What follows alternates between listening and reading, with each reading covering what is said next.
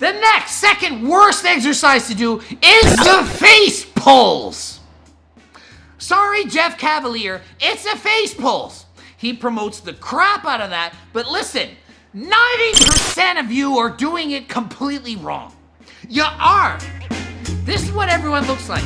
I'm doing my face pulls. Hey folks, welcome back again to another episode of Exercise Techniques series, and in this video we're going to be talking about the variation of face pull which was mentioned by Coach Greg in one of his videos which was posted last year. The video was named Top 3 Best and 3 Worst Exercise to Build Bigger Boulder Shoulder, and in the video he mentioned how face pull is one of the worst exercises which people are doing in the gym, not because of the exercise itself but because of the very fact that 90% of the people are doing it wrong.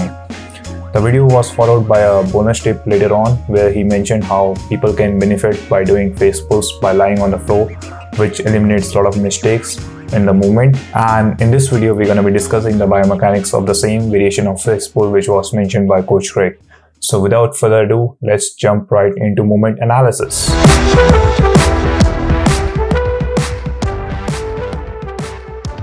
So when we talk about the movement analysis, here we are basically looking at transverse shoulder abduction and external rotation at the same time.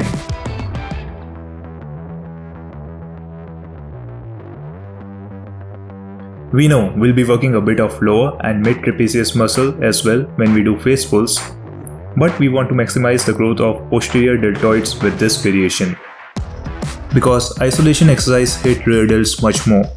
So major muscles we're going to be working over here are basically going to be your infraspinatus and teres minor.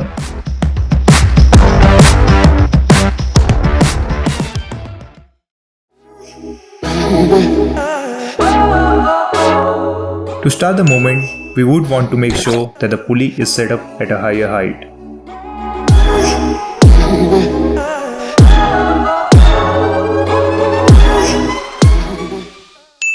You would want to grab a rope attachment and attach it.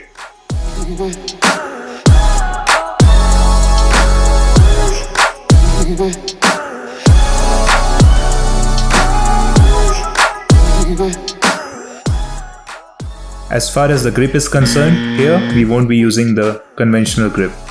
Instead, we are going to be using the underhand grip as it was mentioned in the video.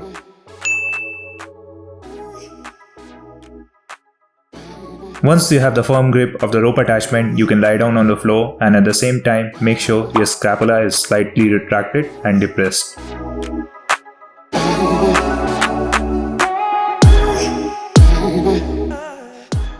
To start the movement, pull the rope handle towards your face. I know, it sounds funny, right? Maybe that's why they call it face pulls. Okay, jokes aside.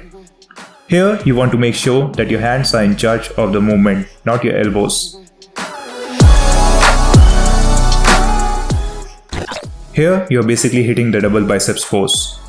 Once you are in the end range of motion, make sure you are maintaining the contact with the ground with both your elbows and hands for 1 to 2 seconds. And that's it. Boom! 1 repetition.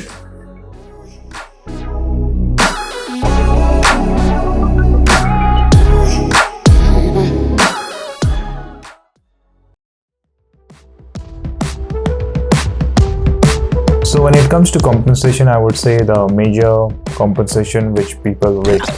Oh wait, there's no compensation. Seriously, there's no compensation. If you're doing this exercise exactly like following the exact cues which have been mentioned in the video before, you're gonna feel this moment exactly in your rear delts. So no compensation, surprisingly, yeah, first time in the series. However, and this is just my opinion, I don't know if he's gonna agree with it if he watches the video, I would say the eventual goal is to perform the face pull using its original form. Think of this form as a step ladder. You're using this to get that minor muscle connection right when you're in your beginner or intermediate or early advanced stage. You're using this variation of face pull. But the eventual goal should be to use the actual variation of face pull and do that exercise correctly. So I'm not sure if he's gonna agree with it if he watches the video, or yeah, but that's just my opinion. Now, how many repetitions you should actually be doing? Well, I would say since your rotator cuff muscle is composed of 50% of type 1 and 50% of type 2 muscle fibers, I would not aim for 30 repetition using really light weight, but at the same time I would not aim for 6 to 8 repetition using really heavy amount of weight.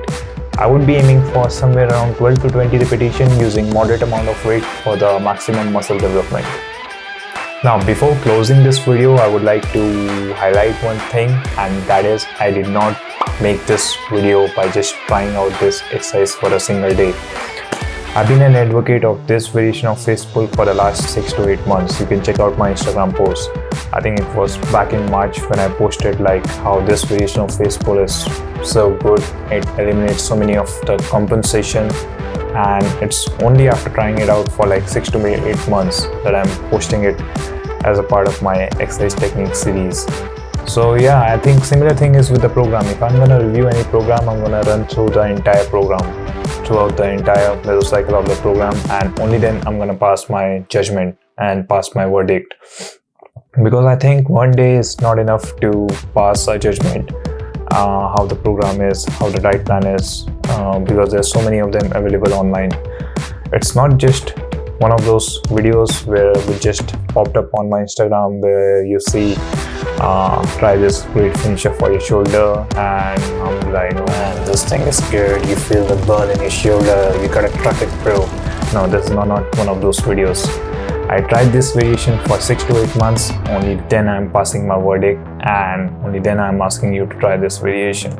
So yeah, and this is not the variation which was invented by him. He did not claim that he invented this variation of face pull, he just recommended it. This variation of face pull has been mentioned by other fitness professionals as well in their YouTube channel.